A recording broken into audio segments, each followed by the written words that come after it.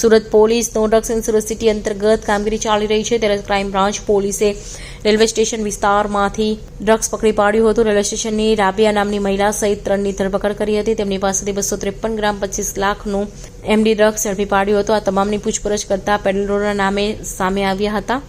મુંબઈથી આવતા ઝડપાયા હતા। પોલીસ 5 સ્થળોએ રેડ કરી હતી। અઠવા પોલીસ સ્ટેશનમાં 2, પાલ પોલીસ સ્ટેશનમાં 1 અને રાંદેર પોલીસ સ્ટેશનમાં 1 ગુનો નોંધાયો હતો। રાબિયા 4 વખત એમડી સુરત લાવી હતી। પોલીસ અત્યાર સુધી 7 આરોપીઓની ધરપકડ કરી છે। રાબિયા અને સફીક સૂર્યનગરી સુપરફાસ્ટ એક્સપ્રેસ મારફતે ઠેલામાં ડ્રગ્સ લાવ્યા હતા। જોકે ડિલિવરી કરે તે અગાઉ જ બંનેને ઝડપી લેવામાં આવ્યા હતા।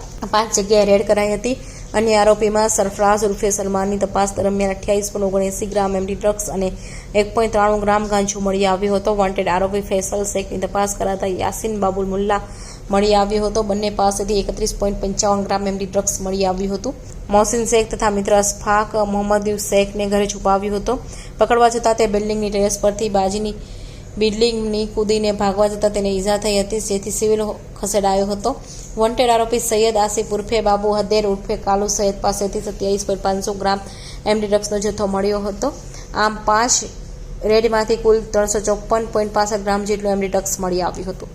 સુરત શહેરમાં નો ડ્રગ ઇન સુરત સિટી અન્વયે અને સુરતની નાગરિકોને ડ્રગ મુક્ત સુરત શહેરને રાખવા માટે સરકારશ્રી તથા માન્ય કમિશનર સાહેબ શ્રી, જેસીપી ક્રાઇમ સાહેબ વગેરેની સૂચનાઓ આધારે છેલ્લા એકાદ માસ 1.5 માસથી ક્રાઇમ બ્રાન્ચની ટીમો સતત એનડીપીએસના દૂષણને નાથવા માટે પ્રયત્ન કરતી હતી અને એનડીપીએસનું જે આખું નેટવર્ક કે બહારના રાજ્યોમાંથી એમડી ડ્રગ્સ લાવી સુરતના અલગ અલગ પેડલરોને આપવામાં આવે, એનાથી નાની નાની ચેનલો બનાવી નીચે વેચવામાં આવે, આખા એક નેટવર્કનો અભ્યાસ કરવામાં આવ્યો હતો। અને એક સાથે ગઈકાલે પોલીસ ઇન્સ્પેક્ટર SN પરમાર અને PSI મૈડાને રેલવે સ્ટેશન સૂર્યનગર એક્સપ્રેસમાંથી બપોરે જ્યારે મુંબઈથી એક રાબિયા નામની લેડી અને સફીક નામનો 2 માણસ જ્યારે મુંબઈથી આવે છે તેને બપોરે 2:30 વાગે એને પકડવા 4:30 વાગે પકડવામાં આવે છે। એમની પાસેથી 253 ગ્રામ જેટલું એમડી અંદાજિત કિંમત 25 લાખથી વધુ જેની કિંમત થાય છે આ લોકોની ધરપકડ કરવામાં આવે છે અને મુદ્દામાલ સીઝ કરવામાં આવે છે। આ લોકોની પૂછપરછ દરમિયાન પણ સુરતના મોહસિન, સલમાન અને ફૈઝલ શેખ આ લોકોના નામ તપાસ દરમિયાન આવ્યા અને જે 1 માસથી સુરતની ટીમ અલગ અલગ ટીમો લાગેલી હતી, પોલીસ ઇન્સ્પેક્ટરોની ટીમો, એમને પણ આ નામની માહિતગાર હોય તરત અલગ અલગ જગ્યાએ રેડો ચાલુ કરવામાં આવી, જેમાં સરફરાઝ ઉર્ફે સલમાન જેને કાસા મરીના હોટલ પાલ વિસ્તારમાં આવેલી છે ત્યાં રેડ કરતા એમની પાસેથી અંદાજિત 28-29 ગ્રામ જેટલું એમડી મળી આવ્યું અને જેની કિંમત 2,80,000થી 3 લાખ જાય છે અને સલમાનને ધરપકડ કરવામાં આવી। ત્યારબાદ પોલીસ ઇન્સ્પેક્ટર જૈન ગોસ્વામી અને એમની ટીમે રાંદેર વિસ્તારમાં રામા રેસિડેન્સી પાસે એક રેડ કરવામાં આવી, જેમાં આરોપી ફૈઝલ શેખ અને એની સાથે યાસીન બાબુલ મુલ્લા આ બેની ધરપકડ કરવામાં આવી, જેમની પાસેથી પણ અંદાજિત 31થી 32 ગ્રામ જેટલો એમડીનો જથ્થો મળી આવ્યો। ત્રીજી રેડ મોહસિન શેખ નામના એક કિસમનું નામ આમની તપાસ દરમિયાન આવેલો હતો। આ મોહસિન શેખ એક જગ્યાએ છુપાયેલો છે બુદરપુરામાં અશફાક મોહમ્મદ યુસુફના ઘરે।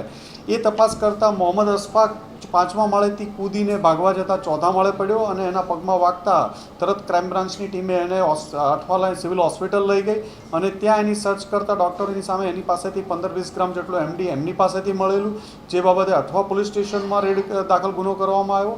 તદુપરાંત આ જ રેડો દાખતી હતી ત્યારે એક સૈયદ આસિફ ઉર્ફે બાબુ હૈદર કાળુ નામનો માણસ પણ મુદ્દામાલ લઈ રિક્ષામાં નીકળે છે નાનપુરા શ્રુતિ હોસ્પિટલ પાસેથી, જે આધારે પોલીસ ઇન્સ્પેક્ટર KI મોદી સાહેબની ટીમે રેડ કરી અને એમને પણ અંદાજિત 27થી 28 ગ્રામ 2,80,000ના મુદ્દામાલ સાથે ધરપકડ કરવામાં આવી। આમ કુલ સુરત શહેરમાં અલગ અલગ વિસ્તારોમાં 2 અઠવા પોલીસ સ્ટેશનની લાઇનમાં, એક પાલ પોલીસ સ્ટેશનમાં, એક રાંદેર પોલીસ સ્ટેશનમાં અને એક DCBમાં કુલ અલગ અલગ 5 ગુનાઓ નોંધવામાં આવ્યા, જેમાં 7 આરોપીની ધરપકડ કરવામાં આવી। કુલ 354 ગ્રામ અંદાજે 35